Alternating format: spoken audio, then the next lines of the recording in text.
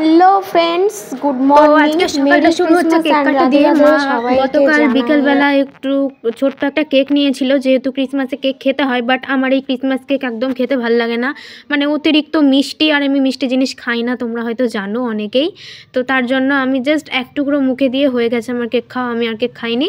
যদি birthday cake আনতো, veg birthday cake মানে সুগার ফ্রিটা, তাহলে খাওয়া যেত, কারণ আমি সুগার ফ্রি কেকই খাই, আমি এইসব কেক খাই না, মানে অতিরিক্ত মিষ্টি তো আমার খেতে ইচ্ছে করে না তার জন্য।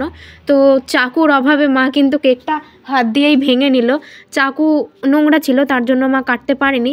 দাদু বলল যে আমি বাজারে গিয়ে আবার কেক নিয়ে আসবো, তখন চাকু নিয়ে আসবো। তো তারপরে আমার বড় মা দেখো, এই 93 বছর বয়সে এসেও কিভাবে মশলা বাটছে। মা কিন্তু একদমই বাটতে দিতে চাইছিল না, মা অতিরিক্ত বকছিল যে তোমাকে থুয়ে আসবো আর আমাদের বাড়িতে রাখবো না। কিন্তু দেখো বড় মাই উল্টে মাকে গাল দিচ্ছে, মা বকাঝকা করছে না, বড় মা নিজেই মশলা বাটবে, নিজেই রান্না করবে। তো নিজে জেদ করে এই যে মশলা বাটতে বসেছে। এবার হাতে যদি যন্ত্রণা হয় কি করবে বলো, এত বয়স্ক। আমরা সবাই মিলে বারণ করলাম যে না, মশলা বেটো না, কে শোনে কার কথা। তো এখানে দেখো দাদু কিন্তু কেক নিয়ে এসছে, আর আমি এখানে কেকটাকে কাটছি। তো এই যে এই চাকুটারে কেকটা নিয়ে এসছে, এই কেকটা কিন্তু বেশ বড়, আর এই কেকটা খেতে বেশ ভালো ছিল, কারণ মিষ্টিটা কম ছিল বলে আমি বেশ খানিকটা খেয়েছিলাম। কিন্তু আমার মা যেটা এনেছিল ওটা তো আমি একদমই খেতে পারিনি, এত পরিমাণে মিষ্টি ছিল। কি জানি মিষ্টি খেলে আমার কেন যে এরকম হয়। অনেকে দেখি বেশ অনেক মিষ্টি খেতে পারে, বাট আমি তার ব্যতিক্রম, আমি একদমই মিষ্টি খেতে পারি না। তো আজকের কি মেনুতে ছিল দেখো, আজকে কিন্তু আবার বড় মা বেসন ফাটাচ্ছিল, ওই মানে বেসনটা ফাটিয়ে নিচ্ছিল বড়া করবে বলে। বেসনের বড়া দিয়ে বেগুন আলু দিয়ে একটা তরকারি হবে, আর ডিম আলু দিয়ে ঝোল হবে। তো তার জন্যই কিন্তু বড় মা এখানে বেসনটা ফাটিয়ে নিচ্ছিল। কিন্তু ভুলবশত কী বলো তো, বেসনটা না খুবই বাজে ছিল। বড়াগুলো খেতে তো সুন্দর হয়েছিল, কিন্তু একটু তিতকুটে টাইপের হয়ে গিয়েছিল এই বেসনটা খারাপের জন্য। তো বড় মা বলছিল যে আমি রান্না করবো, গ্যাস নামিয়ে দে, তার জন্য আবার উপর থেকে গ্যাস নামানো হলো। Hello friends, good morning. এখন কিন্তু 11টা বাজে, আর মা কিন্তু আমার উপর আজকেও ক্ষেপে আছে। কালকে রেজাল্ট, আমিও প্রচণ্ড চটে আছি, প্রচণ্ড আমার মাথা খারাপ হয়ে যাচ্ছে, কালকে কী হবে ভগবান, প্রচণ্ড ভয় লাগছে। তো আজকে হচ্ছে ক্রিসমাস, অ্যাকচুয়ালি বড়দিন। তো সবাইকে আমার তরফ থেকে জানাই মেরি ক্রিসমাস, শুভ বড়দিন। সবার বড়দিন অনেক অনেক ভালো কাটুক, নিউ ইয়ার সবার খুব ভালো কাটুক। তো সবাইকে জানাই মেরি ক্রিসমাস। সবাই ভালো থেকো, সুস্থ থেকো, সাবধানে থেকো। তো বড়দিনের কেক তো খাওয়া হয়ে গেছে, আমি এক চিমটে খেয়েছি, বেশি খাইনি। অতিরিক্ত মিষ্টি, আর মিষ্টি জিনিস খেতে আমার একদম ইচ্ছে করে না, একটুখানি মুখে দিয়েছি, ওই আমার হয়ে গেছে। তো চলো তোমরা একটু গোপোষণাকে দেখে নাও, আর তোমাদের সবার ক্রিসমাস কেমন কাটলো অবশ্যই কিন্তু জানিও। এবছর আমার একদম ভালো কাটেনি, আর কাটবে কিনা আমি তাও জানি না। তো রেজাল্টের আগের দিন এটাই হয়, তো সবাই একটু করে যেন আমার রেজাল্টটা ভালো হয়। তো চলো বন্ধুরা দেখে নাও। এই যে আমার গোপোষণা থাকো কি সুন্দর বসে আছে। তো গোপোষণা তোমাদের সবাইকে মেরি ক্রিসমাস জানিয়ে দিল, বড়দের অনেক অনেক প্রণাম এবং ছোটদের ভালোবাসা জানাই। তো বললাম না, মা আমার উপর রেগে গিয়ে এই দেখো আজকে সব ঘরটা মুছে নিয়েছে। আমি বাড়ি এসে দেখছি ঘর মুছে নিয়েছে। আমি রাস্তাতেই দোকানেই বসেছিলাম, মাকে বললাম যে মা তোমার রান্নাটা হয়ে গেলে আমাকে ডেকো, আমি ভাতটা খেয়ে নিয়ে ঘরটা মুছে দেবো। তা না, রান্না তো হয়নি, তার সাথে মা রেগে ফেগে ঘরটাই মুছে নিয়েছে, এখন আমাকে কোনো কাজ করতে দেবে না। তো চলো দেখি কিভাবে মায়ের রাগটা ভাঙাতে পারি। বলে মা তো হেভি চটে আছে আমার উপর, তার উপর কালকে রেজাল্ট, আমারও মাথা ঠিক নেই, আমি জানি না কি হবে। তো মনটাকে একটু শক্ত করি, আশা করি ভালো হবে। তো দেখে নাও, সঙ্গে থাকো। কও জোরে জোরে বলবা, না তো নিজের কথা নিজে শুনতে পাবা না। কি আর করবো, এই এখন খাইতে বসছি, রান্না করলাম, রাঁধতে মাথা ঘুরে উঠলো।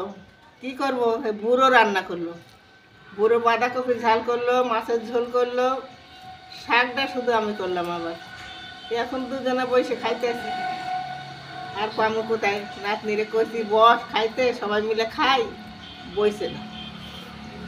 আমার নিজের পেটের ভাতই এখনো হজম হয়নি। কি বলবো, একটু বলছি একটু নদীর ধারে চল, মেরি ক্রিসমাস।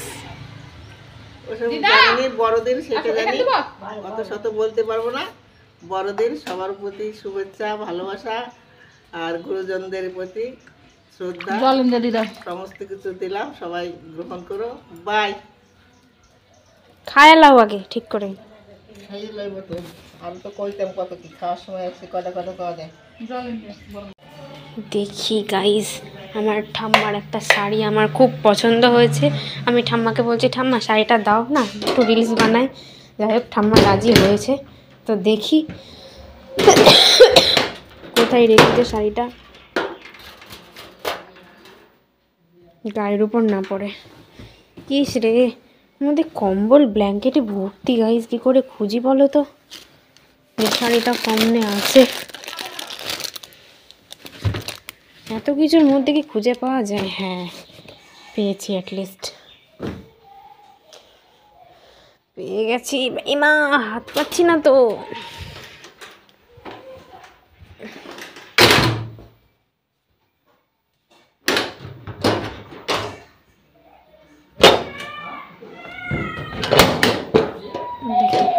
লাগিয়ে দিয়ে এটা চেপে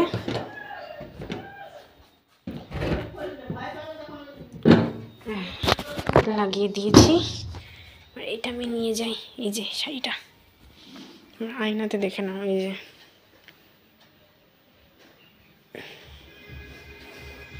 দেখো আমাকে। তো তারপরে দেখো, আমি কিন্তু ঠাকুমার শাড়িটা পরেও নিয়েছি। দু একটা রিলস বানাবো বলে পরলাম, আসলে শাড়িটা অনেক দিন ধরে পরবো বলছিলাম। তো তারপরে বুনু বলছিল যে টিভিটা একটু পাল্টিয়ে দে, আমি ভিডিও দেখব।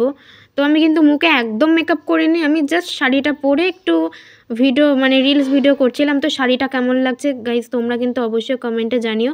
শাড়িটা কিন্তু আমার ঠাকুমার শাড়ি, তোমরা যাই বলো গাইজ, আমার ঠাকুমার কিন্তু চয়েস আছে, বুঝলা তো? আমার ঠাকুমার চয়েসটা না একদমই আলাদা। তো কওসেরি শাড়িটা কেমন লাগতেছে তোমাকেও অবশ্যই কিন্তু কমেন্ট সেকশানে জানিও। তো আমি এখানে মাকে বলছিলাম যে মা, আমারে 2টা ফটো তুইলা দাও। তো উত্তরে মা কি কইলো জানো? মা কইলো, আমি না শীতে উঠবার পারতেছি না, তুই নিজে নিজে তুলে নে। তো এই কথা শোনার পর কি আর ফটো তুলতে ইচ্ছা করে বলো তো? এত পরিমাণে রিলস করেছি, রিলস করে হাঁপিয়ে গেছি রীতিমতো, পায়েটাই ঝিঝি ধরে গেছে। রিলস করার কোনো ইচ্ছেই ছিল না, কোনো মুডই ছিল না। কালকে আবার রেজাল্ট বেরোবে, জানি না, ভগবান জানে আমার কপালে কি আছে। তো চলো বন্ধুরা, আজকে ভিডিওটা এই পর্যন্ত। সবার ভালো লাগলে অবশ্যই লাইক কমেন্ট এবং সাবস্ক্রাইব করে সঙ্গে থেকো। দেখা হচ্ছে কালকের ভিডিওতে। সবাই ভালো থেকো, সুস্থ থেকো, সাবধানে থেকো এবং কমেন্ট করে যেও। আর ভিডিওটা বেশি করে সাবস্ক্রাইব করে যেও, শেয়ার করে যেও। টাটা।